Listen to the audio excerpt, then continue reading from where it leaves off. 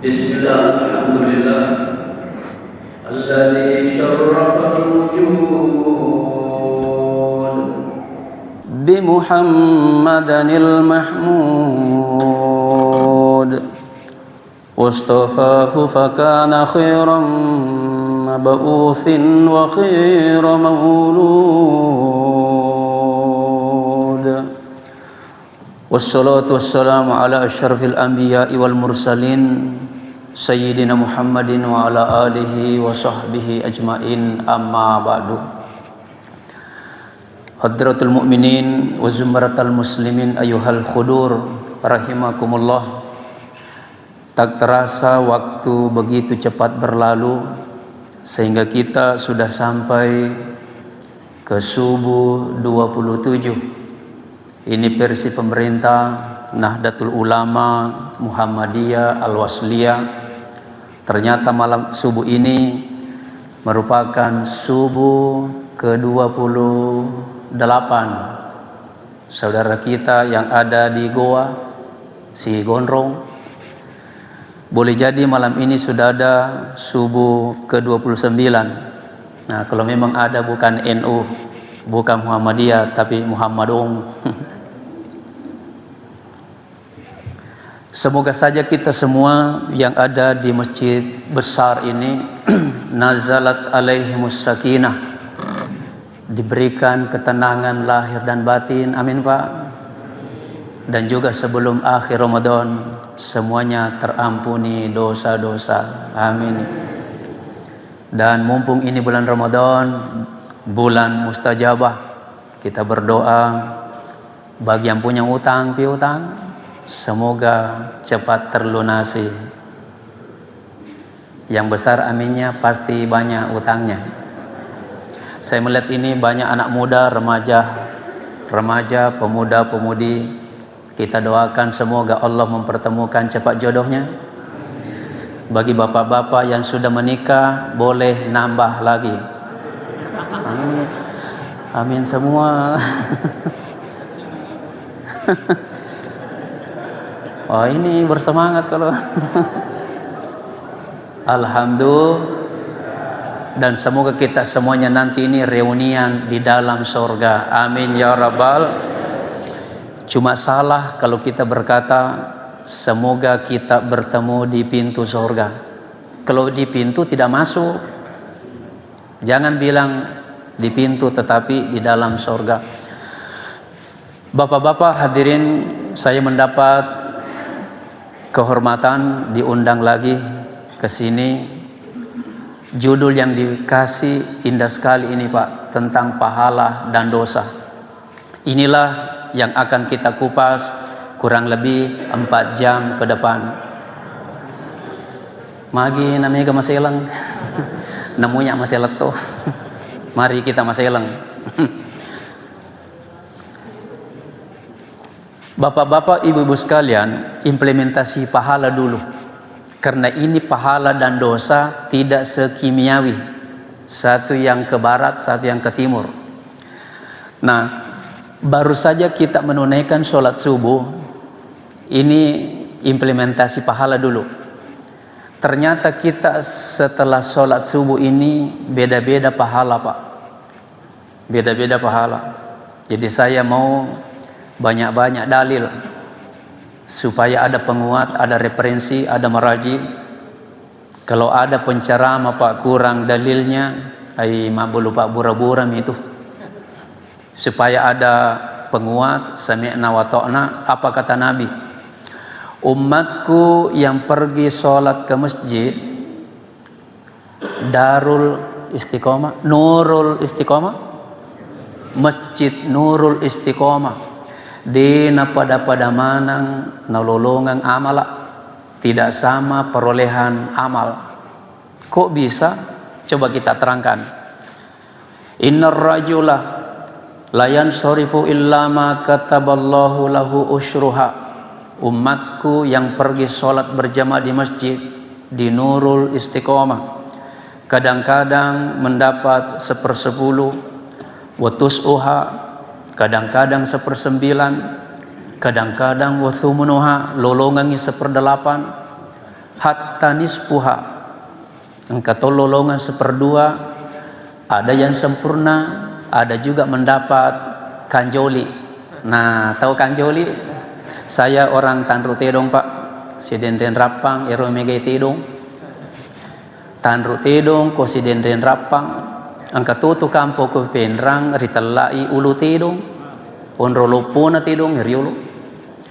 Dia bisa makadakin rumon rotai Tedong. Kenapa bisa beda-beda? Setelah diterangkan Pak, masuk akal. Padahal 1400 tahun yang silam, mana mungkin sama amalnya, pahalanya umatku yang pergi ke Nurul Istiqomah, khusus laki-laki yang duduk di saf terdepan dengan yang duduk paling kanjoli. Kita buka dalil. Artinya saya sudah janji harus selalu dalil supaya ada penguat. Khairus sufufir rijali, sungguh beruntunglah laki-laki, sebaik-baik safnya laki-laki, awwaluha, safnya yang paling di depan ini Pak, wa syarruha, sejelek-jelek safnya laki-laki berada kanjoli di belakang. Tahu kanjoli kan? Bahasa Indonesianya kanjoli. Oh ya, bahasa Indonesianya kanjoli, kanjoli. Nah, apakah ini? Pokoknya di belakang. Nabi bilang Pak, sebaliknya kaum perempuan khairus sufufin nisa'i, sungguh beruntunglah safnya perempuan, sebaik-baik safnya perempuan, akhiruha, berada paling belakang, wa syarruha, sejelek-jelek safnya perempuan berada di depan. Nabi bilang, meskipun demikian berbeda-beda pahala, kita semua yang ada di Nurul Istiqomah ini adalah semuanya juara. Tapi juara itu ada 3 tingkatan. Juara 1, juara 2, juara 3. Yang paling terindah juara berapa Pak? Dia jangan beti-betika. Juara? Tentu juara 1 yang paling terindah. Kalau juara 2 masih ada pengurangan, juara 3 masih ada kekurangan. Setuju? Nah, Bapak sholat subuh baru-baru dengan Bapak sholat subuh kemarin beda pahalanya Pak. Beda. Kalau hari ini tenang perasaan, boleh jadi dapat sempurna. Kemarin misalnya itu masih sedikit gelisah, ada pengurangan. Bisa ditangkap ini Pak. Sama dengan sholat duhur, tandanya beda-beda. Yang sholat duhur kemarin itu jam 12 lewat 5 menit, sempurna pahalanya.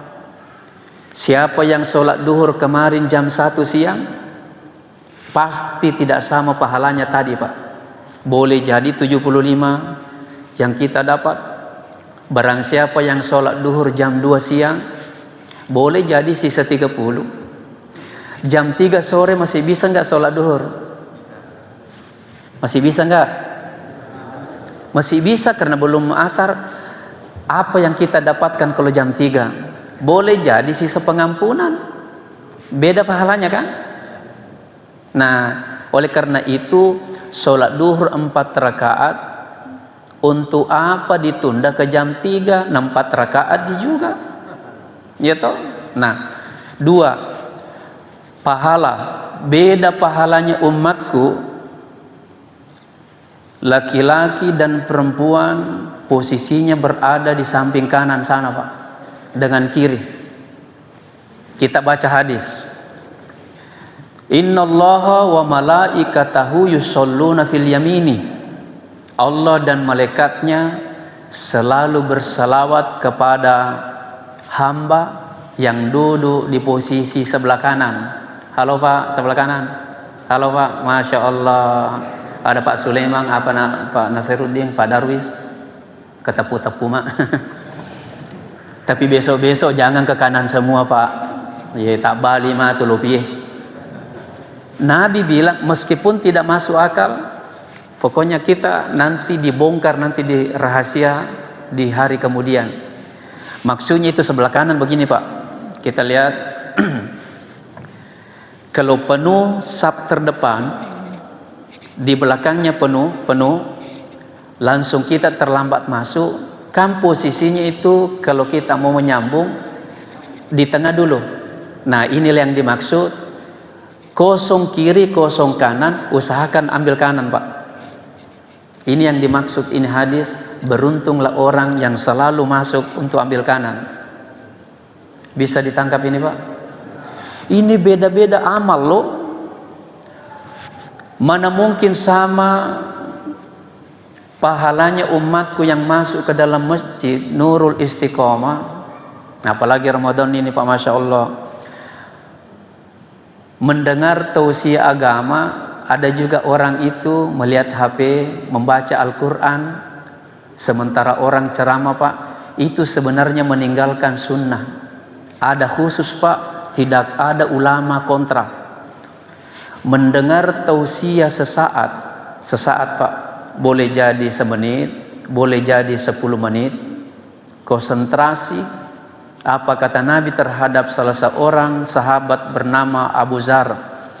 Wahai Abu Zar, jikalau kau mendengar tausiah, khairul lak, itu lebih baik bagimu min antusolliya mi'ata rak'atin, lebih baik daripada sholat sunat 100 rakaat. Semua ulama pro ini Pak, hanya mendengar sesaat. Saya tanya dulu, coba jujur Yesumpul Loloku yang ada di BTP, sudah pernah nggak sholat sunat 100 rakaat satu waktu? Sudah pernah Pak? Oh, belum pernah?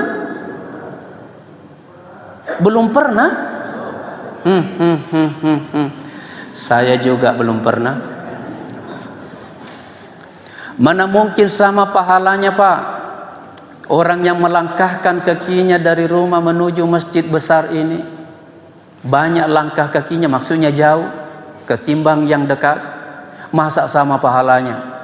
Dalilnya adalah, kita selalu main dalil, al-abdu fa'abbad minal masjid a'zamu ajra. Orang yang melangkahkan kakinya menuju masjid, yang diperhitungkan kan itu langkahnya.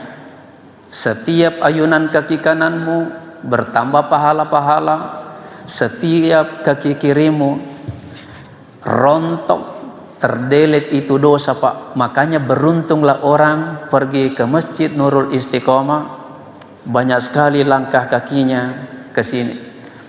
Sahabat berbondong-bondong, para sahabat datang kepada Nabi minta izin, ya Rasul, saya minta izin melo kapalete bola aku mabela, mau pindahkan rumahnya jarak jauh, untuk memperbanyak langkah. Ada salah seorang sahabat kebetulan berdekatan rumahnya dengan masjid. Oh, masih hilang Pak, pucat. Kenapa hanya 1 kali 2 kali masuk di masjid? Sedikit sekali langkahnya masuk masjid.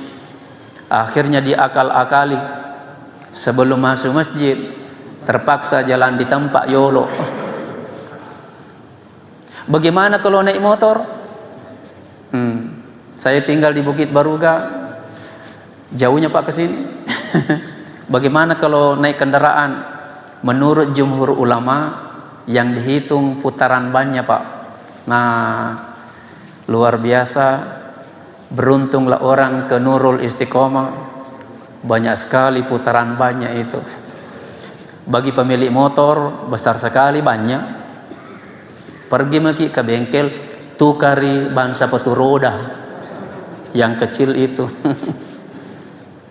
Tapi tidak semua umatku yang memperoleh amal. Ternyata Pak, baru kita sadar di Masjid Megah ini ada dosa loh. Nah kan amal tadi itu, sekarang dosa. 400 dosa Pak dalam masjid. Oh Masya Allah, dosa dulu nih. Dosa itu mau tahu dosa enggak? Ayo dia jangan betul-betul. Mau tahu dosa Pak? Apa kata hadis? Al-ithmu ma haqa fi sadrika.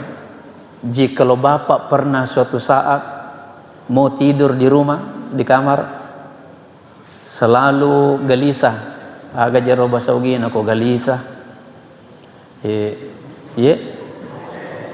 Oke, Mose. Iya, tutang rotedo Mose. Sudah ke kiri, ke kanan lagi. Sudah ke kiri, ke kanan lagi padahal ada AC. Bulisa. Masuk mana nih Ogi? Bulisa, Mose. Apa kata hadis ini, Pak? Apa kata hadis ini? Maha kopis sodrika. Periksa tadi sebelum tidur. Periksa sore, periksa siang. Anda punya dosa itu. Oh, segala sesuatu yang menggelisahkan rohani, dosa itu, Pak. Ukurannya itu begini. Siaga perseje Ogi kok. Mereka di stongan bahasa Ogi. Iya, kota surga maka capi Kak. Begini. Ukurannya itu, takarannya itu pahala dengan dosa. Pahala itu sesuatu yang selalu tenang. Tapi dosa, segala sesuatu, ini ukuran panah, hati-hati Ki. Segala sesuatu yang kita kerjakan, mitau Ki ini tak tahu? Iya. Takut dilihat orang, malu dilihat orang. Ai majai itu jama-jama. Dosa itu. Iya. Melo minno telok. Telok. Tuli kegiling-giling. Ala nikati mulari. Tandanya dosa kan? Segala sesuatu Pak, ada dompet di jalanan. Pas Bapak balik, pekerjaan tidak bagus itu. Bisa ditangkap sedikit nih Pak. Artinya selalu metok-ketok ini hati mempung-mempung, takut sekali lihat orang. Tinggalkan itu Pak. Pekerjaan tidak bagus itu. Ternyata dosa itu dalam masjid 400 Pak. Oh, dosa. Ini yang saya kumpulkan di kitab Irsyadus Salikin ila Akhta'il Musallin karangan Syekh Mahmud Al-Misri. Wah, ini yang paling terkenal. Kemudian kitab yang kedua adalah Al-Qaulul Mubin fi Akhta'il Musallin. Nomor 3 Sifatus Shalatin Nabi karangan Muhammad Nasiruddin Albani. Bayangkan Pak, saya tidak tahu sudah adakah terjemahannya ini. Dosa di dalam masjid, ternyata ada orang ke Nurul Istiqomah tidak mendapatkan amal Pak, tapi dosa lumpuh. Nah, yaitu ketika kita sholat, dia lewat di depannya orang yang sementara sholat. Tisajiyah kita tahu, tapi dosanya tidak tahu. Itu artinya kita tahu bahwa tidak boleh, tapi kita mencoba. Apa kata Nabi? Lau ya'lamul marru ma baina yadail musolli maza alaihi minal ismi. Musamoga lopona dosana ro.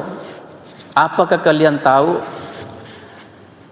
ketika kita melewati orang yang sementara sholat, di depannya orang yang sholat Pak. Apa kata Nabi? Seandainya kalian pilih ayyakifa arba'ina khairallah, seandainya kalian itu tuh mengurung diri di suatu tempat selama 40 tahun, lebih baik daripada sekali lewat di depannya orang yang sementara sholat. Nah, kita pernah lakukan ini, iya kan? Itulah sebabnya kata Nabi, la tusolli illa ila sutratin. Jangan sholat kalau bukan di depannya sutra. Itu sutra Pak. Itu pembatas. Bagaimana kalau kita sholat? Kita sholat tidak ada sutra. Menurut jumhur ulama, orang yang mau lewat kira-kira 3 tempat sujud di depan. Kalau mau lewat, kalau tidak ada pembatas. Itulah sebabnya Bapak sekalian, termasuk orang yang didoakan malaikat, orang yang beriman, kalau ada orang sholat, Allahu Akbar, tidak ada sutra. Tiba-tiba orang yang duduk-duduk itu pergi bantu pasangkan sutra, termasuk didoakan ini Pak, orang beriman sekali ini. Tapi ajak tu sih ke-20 atau masa belum mana ke paling tasi di sini. Iya. Jadi luar biasa Pak ini. Nah, oleh karena itu kata Nabi, ketika orang mau lewat, silakan fa isyaratun, bentangkan itu kalau begini. Apa sih namanya? Kasih begini tangan. Toh? Kasih begini tangan. Tapi jangan begini. Wah, ini mau mati tinju ini namanya. Kasih begini tangan, tapi engkau salah paham. Ada keliru, dikasih begini tangan mau lewat. Aja berselamang. Bukan. Begitu orang mau lewat, fala yada ahadan yamurru baina yadai, ajak lalu mupalalui, jangan persilahkan orang itu lewat. Marratani, orang itu mau memaksa diri untuk lewat, kencangkan.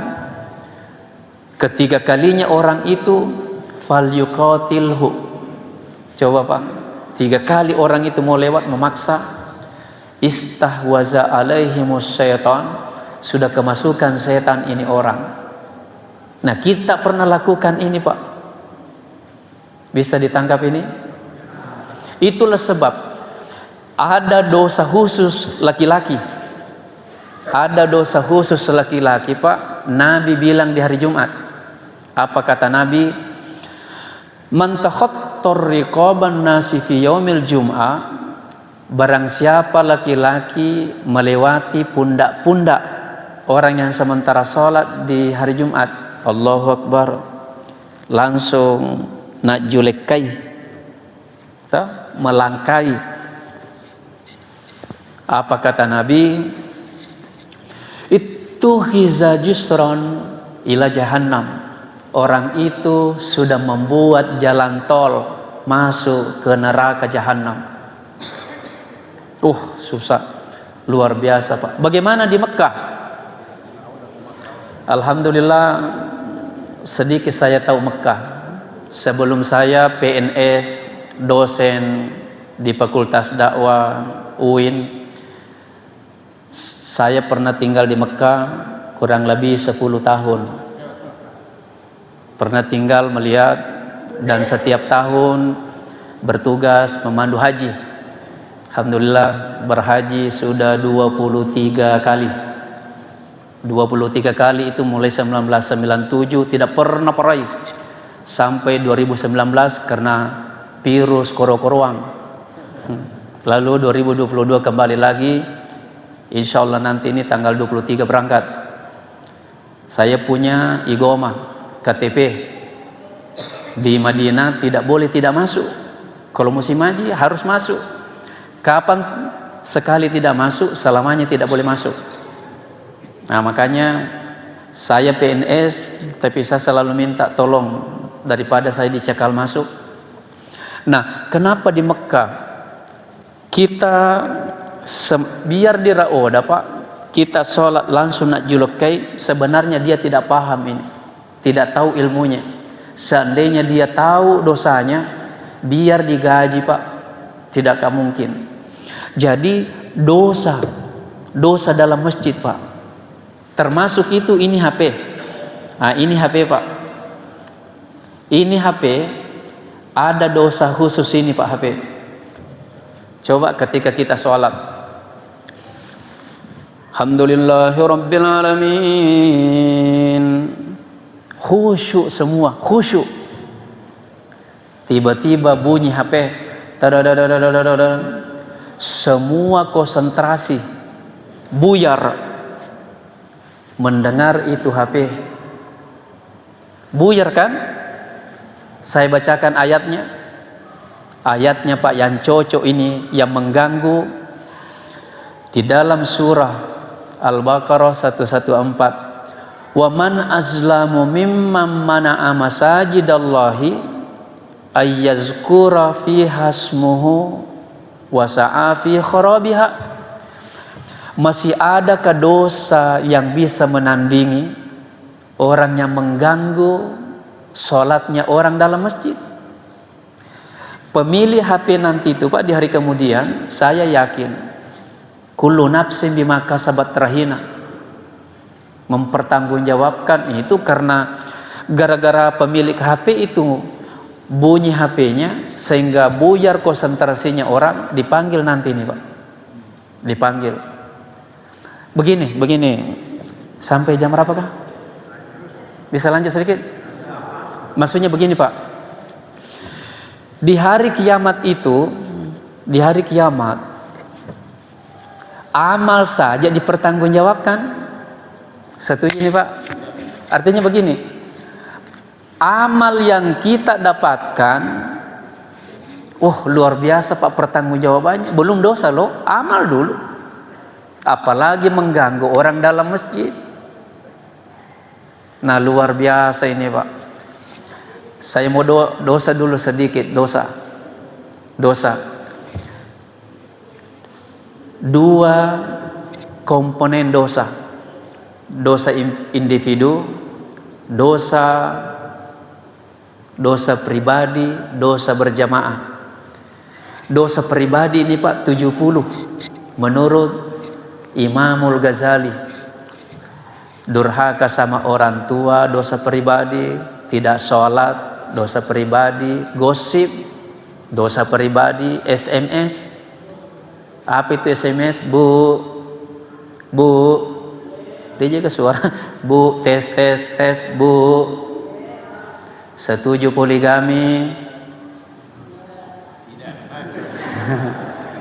Coba bapak-bapak, Pak, setuju poligami? Apa loting Ustaz? Coba Pak, dosa pribadi, SMS, senang melihat orang yang susah, atau sebaliknya susah melihat orang yang senang, dosa. Yang ketiga, dosa suka, apalagi itu pengamat kesiangan, politik padahal dia tidak punya kepakaran, dosa itu Pak. Misalnya ada berita, kita inilah bakuanu, nah kita ini bukan pakarnya, dosa itu. Untuk apa terlalu Adam yang ngotot, dosa itu 70. Nah ini dosa pribadi. Yang paling berbahaya ini dosa berjamaah. Merekayasa kasus, berapa orang yang terlibat? Dosa itu Pak, dosa berjamaah. Atau kita ini Bugis Makassar, tapi jarang terjadi, tapi pernah.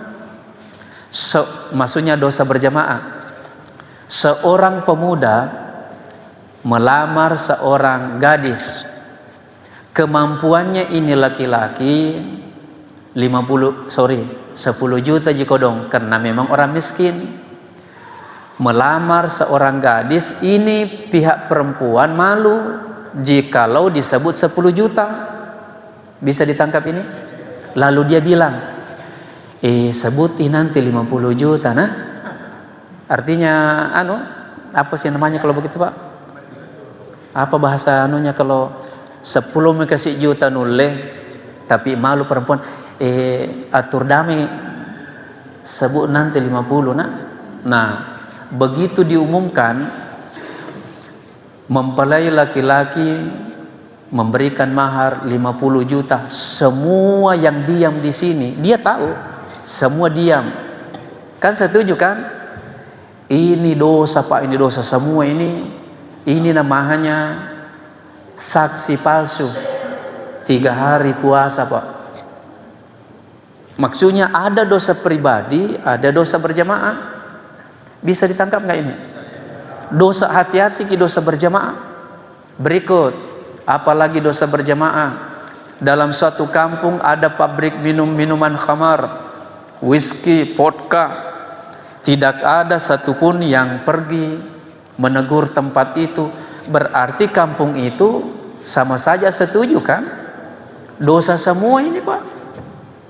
Nah, belum meninggal dunia sudah diperlihatkan hukumannya. 3 tingkatan Pak, hukuman. Belum meninggal dunia sudah diperlihatkan. Dosa yang paling ringan diperlihatkan Pak sebelum meninggal. Yang mana itu? Contoh kecilnya saja, kalau ada orang diarak fotonya, diinjak-injak fotonya, dibakar fotonya, pemilik foto tersebut sudah mendapat hukuman Pak itu. Ipakasiri itu. Ternyata narikona pakasiri kita banyak orang dosa mi itu Pak. Maksudnya hukuman dosa mi itu kan sudah malu toh. Itu paling ringan. 2, dosa sedang. Dosa sedang belum meninggal sudah diperlihatkan di penjara. Apakah semuanya orang di penjara itu dosa? Tidak juga. Banyak orang Pak masuk penjara tidak dosa. Nabi Yusuf alaihissalam 7 tahun di penjara bukan karena dosa. Hanya karena seorang perempuan hampir memperkosa. Dalam sejarah itu bukan laki-laki yang mau memperkosa, tapi perempuan. Perempuan Pak. Rekayasa kasus pertama di muka bumi ini, inilah peristiwanya Yusuf. Kan rilalan nabulaihi, sifat 2. Karena ini Yusuf bisa disebut anak angkat, tinggal di dalam kerajaan. Tidak ada orang kecuali istri raja. Nah, 100% keindahan yang diciptakan Allah kepada hambanya. 30 keindahan diberikan kepada Yusuf. 30 keindahan diberikan kepada istrinya Nabi Ibrahim, Siti Sarah. 4 sisanya berapa lagi? Sisanya berapa? Sisanya itu kitalah yang bagi-bagi. Sampai itu engkau tahu macening, engkau tahu macuka-cuka. Coba Bapak sekalian, tertarik ini istrinya raja kepada Yusuf. Apa yang terjadi? Mau diperkosa Pak, lari Yusuf. Si lelungi, si lelungi kok anu ya sana. Kamar, tanya aja kamar. Iya kok boleh? Si lelung lari Yusuf. Begitu sampai di depan pintu, karena Yusuf itu mencari pintu. Begitu sampai di pintu, baru mau dibuka ini Yusuf, terbuka itu pintu. Karena suaminya datang. Siapa suami datang Pak? Suaminya ini perempuan, itu yang raja. Langsung ini perempuan berkata kepada suaminya, "Bang, kira-kira hukuman apa yang layak bisa diberikan kepada orang yang mau memperkosa istrimu?" Inilah yang disebut Pak rekayasa pertama nih. Dalam sejarah inilah perempuan yang merekayasa. Padahal alena malalung, dia sendiri yang menuduh. Di penjara Pak 7 tahun. Itu bukan dosa. 2, saya melihat kitab Turat, hampir semua mazhab-mazhab masuk penjara Pak. Imam Malik, Imam Syafi'i, Hambali, Abu Hanifah. Yang paling tersiksa itu Imam Syafi'i. Dari Yaman, diborgol tangannya, diikat kakinya, diseret oleh onta, di penjara bukan karena dosa. Jadi tidak semuanya Pak ya, tidak semuanya orang di penjara, tapi salahnya itu masuk ke dalam bui bukan karena iri hatinya orang, karena dosamu. Bisa ditangkap ini Pak. Kemudian hukuman mati itu adalah dosa berat. Hukuman mati Pak, artinya di dunia ini sudah diperlihatkan, belum meninggal Pak. Terakhir, jikalau hukuman di dunia sudah berlaku, apakah nanti di akhirat itu sudah selamat? Tidak, selama bukan hukuman agama. Oh bahaya Pak ini Pak, pertanggungjawabannya ini. Bisa dibayangkan Pak, wa idzan nufusu zuwijat. Itu nanti di akhirat Pak, binatang-binatang seperti ini. Binatang, kambing menanduk ini 2 kali. Bisa dipahami Pak? Menanduk. Di hari kemudian nanti dianu semua. Di apa sih namanya? Dieksekusi nih. Ditanya ini, berapa kali kamu ditanduk? 2 kali. Berapa yang menonton? Sekian. Dihadirkan semua itu. Coba kamu yang tanduk lagi 2 kali. Alaihissallahu bi ahkamil hakimin. Betul-betul Pak itu keadilan. Ditanduk ini 2 kali. Setelah ditanya bagaimana? Ya sudah puas. Semuanya jadi tanah. Jadi tanah ini. Tapi manusia tidak. Manusia itu, wah bagaimana ini Pak? Di dunia ini pengadilan kan banyak. Ada pengadilan di Maros, ada di Jeneponto. Jadi semua orang yang bersalah itu cepat diponis, maksudnya selesai hukumannya. Di akhirat sana, karena waktu tidak berujung, tidak ada Pak waktu ukuran, fiha abada, selama-lamanya, manenungang materu-teru. Makanya Nabi Adam dulu dieksekusi, semuanya orang nonton Pak, dieksekusi ini Adam, 1000 usianya, 1000 tahun usianya. Nabi Adam boleh jadi dieksekusi di sidang kurang lebih 3000 juta tahun. Kenapa? 24 jam dalam sehari. Setuju? Ini jangan betik-betik ya. 24 jam sehari. Dihitung di situ Pak. Menit 1 ke menit 2 ditanya, apa pekerjaanmu dulu ini Adam? Menit 1 ke 2. Ini dulu dieksekusi Pak. Kenapa? Memang tidak masuk akal Pak. Kalau melihat ini hadis, ada teman saya di Mekah, kalau sudah membaca sama-sama dulu di Al-Azhar Kairo, begitu dia baca tiba-tiba mengingat itu akhirat, nah banyak uangnya nih, dia mau buang semua itu Pak, saking ngerinya nanti itu. Di dalam kuburan saja Pak, dosa-dosa kita itu sudah diperlihatkan karena orang hidup kan, baru kita sadar orang yang meninggal itu sudah diperlihat, maksudnya dihidupkan Pak. Wa idzan nufusu zuwijat. Ketika orang meninggal dikembalikan itu ruhnya. Makanya pernah kita dengar di kuburan itu ditanya, man rabbuka, siapa nama Tuhanmu, siapa nama nabimu, siapa nama imammu, kan begitu kan? Oh dikembalikan itu ruh. Ja'al malakani, turunlah 2 malaikat mengembalikan, didudukkan di pusaranya. Makanya itu banyak ayat mengatakan dihidupkan. Wala tahsabannallazina qutilu fi sabilillahi amwata.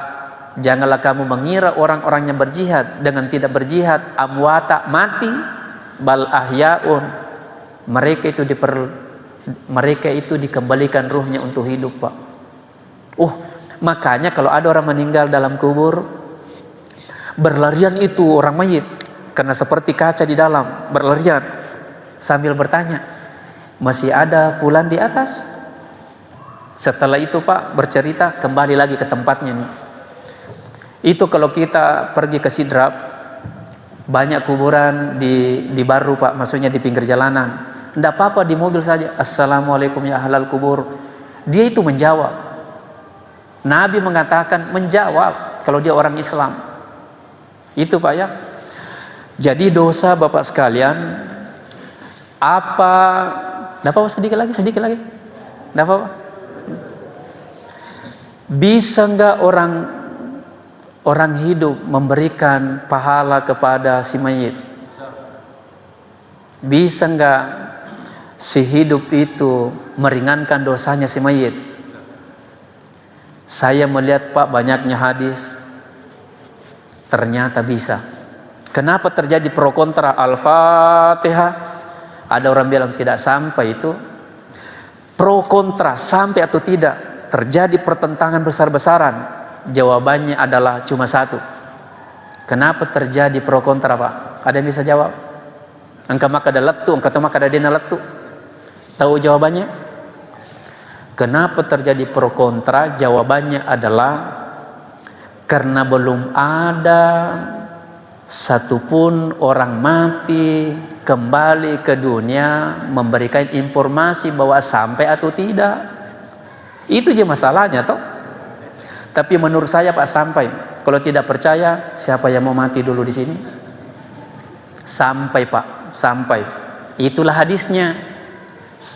Supaya ada penguat Pak ya, kita tidak mau mengada-ngada. Laulal haya benengi tania tautuh, seandainya bukan si hidup, la halaqal amwat, man rasa manang itu mati.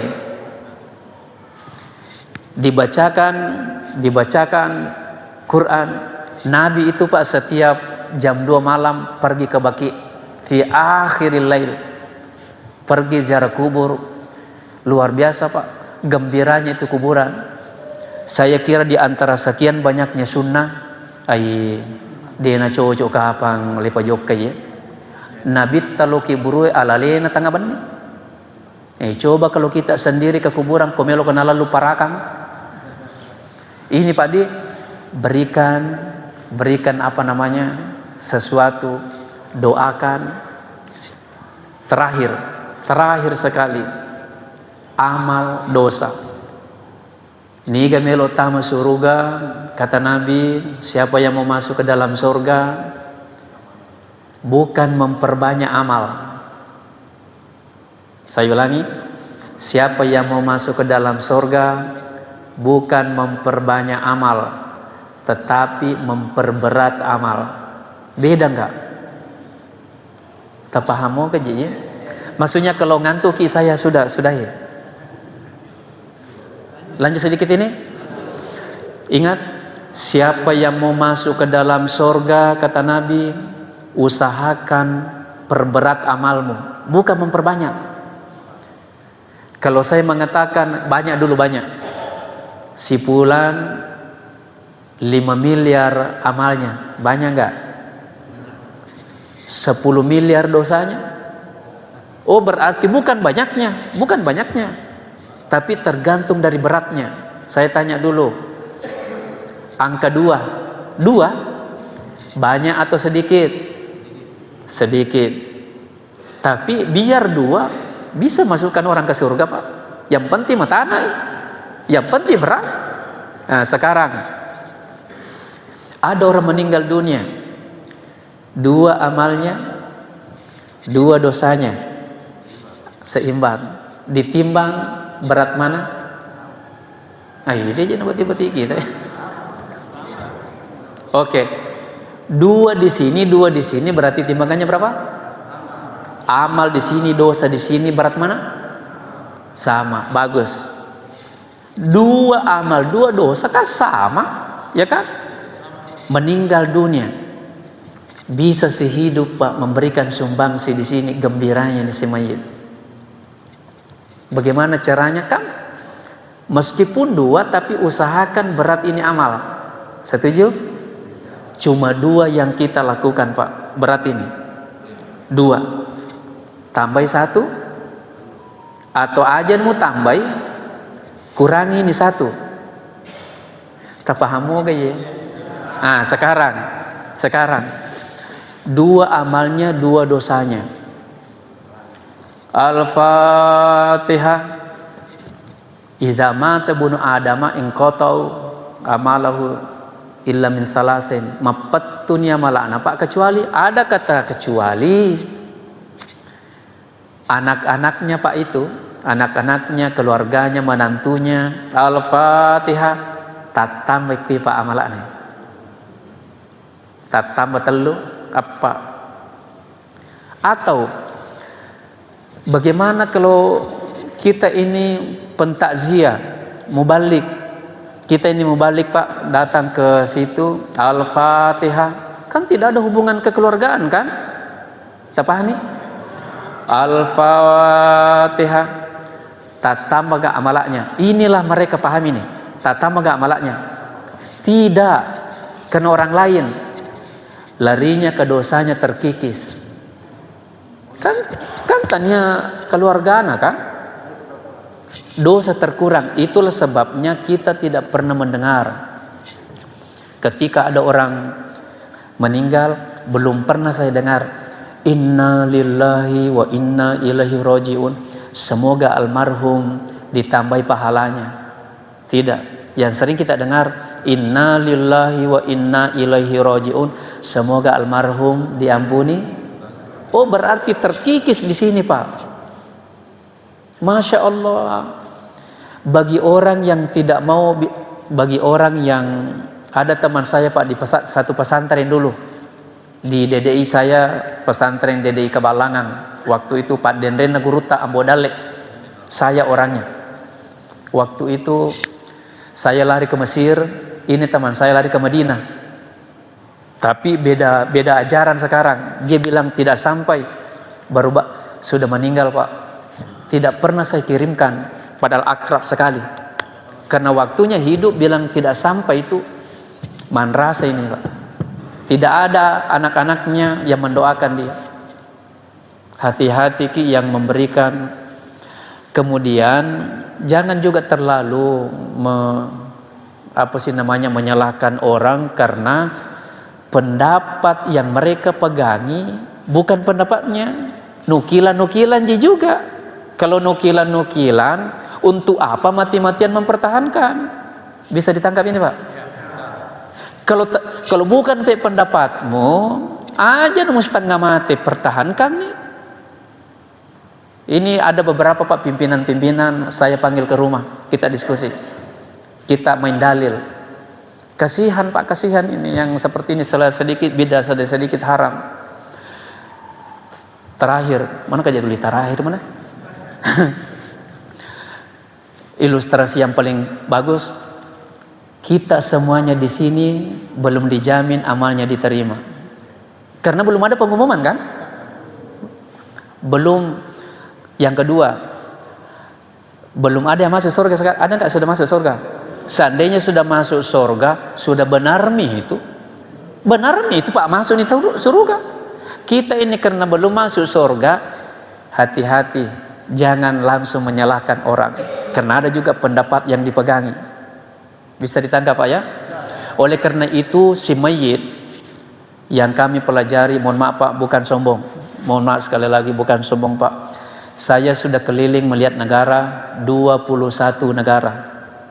Saya pernah belajar di Yaman, saya pernah ke Bahrain, saya pernah ke Kuwait. Ternyata Pak hampir sama. Disitulah saya mengambil kesimpulan, oh si mayit itu ternyata butuh pasokan. Selama ini kita sumbangkan almarhum sampai itu Pak. Nah, ada satu supaya kita bisa jalankan kalau kita mau. Berbaktilah kepada orang tua. Bagaimana kalau meninggal? Kita kirimkan Fatihah. Itu sudah lumrah Pak. Coba dibadal hajikan. Badal haji, saya tiap tahun membawa amanah ke Mekah. Itu badal haji sampai 50 Pak. Satu orang mati saat dia menjalankan. Nah, kami punya tim di Mekah, orang yang mukimin itu. Nah, sudah berapa orang saya hajikan, belum ada satupun, dalilnya dulu, belum ada satupun ulama mengatakan tidak boleh. Semuanya mengatakan boleh. Ketika dalilnya, pergi Nabi berhaji, labbaik Allahumma labbaik, labbaik la syarika laka labbaik, innal hamda wan ni'mata laka wal mulk la syarika lak. Ya tusin nais. Ada sahabat, labbaik Allahumma an syubraima, labbaik Allahumma an syubraima. Kata Nabi, agamu pau? Labbaik Allahumma an syubraima ya Rasul, saudaraku. Kenapa saudaramu? Saya hajikan. Terus kata Nabi, apakah kamu sudah haji? Belum. Oh, hajiku dulu baru menghajikan. Atau berikan orang ongkos kepada si mayit ini untuk dihajikan. Pahalanya Pak, tidak ada bedanya kalau si mayit ini dia ketika hidup menunaikan haji itu. Sudah berapa orang belum pernah tidak bercerita, selalu mengatakan, wih, saya lihat ibuku. Ini ada orang memuju, saya bilang, saya hajikan, ibunya meninggal. Saya bilang ini, bapak-bapak, Pak, terakhir ini saya saikan. Bilang, itu ibuku di belakangnya itu. Gembira itu si mayit dihajikan, Pak. Padahal tidak seberapa aja ongkosnya. Ada yang 10.500.000, ada 15 juta, 13.500.000, ada 15 juta, ada 20. Kenapa beda-beda? Tergantung orang yang mau melaksanakan itu. Dan ada sertifikat. Ini sudah banyak masuk di rumah. Itu lagi nanti amanah. Di depan Ka'bah Pak, saya kasih itu teman. Kecuali saya di luar, saya panggil amanah as-ceremony itu, jalankan ini anunya orang. Itu ya Bapak sekalian, kalau kita di sini selalu menyumbangkan, itu sudah lumrah. Hajikan Pak, hajikan. Mumpung saya masih mau ada juga ragu-ragu. Saya tidak tahu naik betul ke kamu. Ya biasanya kayak begitu Pak ya. Saya tidak tahu, jangan sampai saya kasih uang tidak kamu naik. Paling banyak saya di Mekah, saya bilang begini, namanya saja dulu saya bawa. Di Ka'bah itu Pak, apalagi kalau video, apalagi namanya? Video call. Coba Pak, kalau musim haji, saya di depan Ka'bah nih. Baru dia percaya. Silakan, saya bilang seperti itu. Teman-teman yang tinggal di Mekah banyak Pak. Seluruh dunia yang paling banyak orang Indonesia di Arab Saudi. Artinya itulah yang pekerja-pekerja yang mau termasuk menambah itulah yang selalu menunaikan badal-badal haji. Sekali lagi, belum ada ulama mengatakan tidak benar itu. Banyak sekali hadisnya Pak, seandainya banyak waktu saya bacakan semua hadisnya. Baik Bapak-Bapak Ibu sekalian, mungkin ada semacam ini persoalan, biar bukan masalah dosa dan pahala ya, kita mau kupas. Kenapa selalu saya mengatakan apapun yang kalian mau tanyakan, kapan saya tidak tahu, itu merupakan rezeki bagi saya untuk saya tanyakan kepada, itu ilmu lagi Pak, saya tanyakan kepada orang yang ahlinya.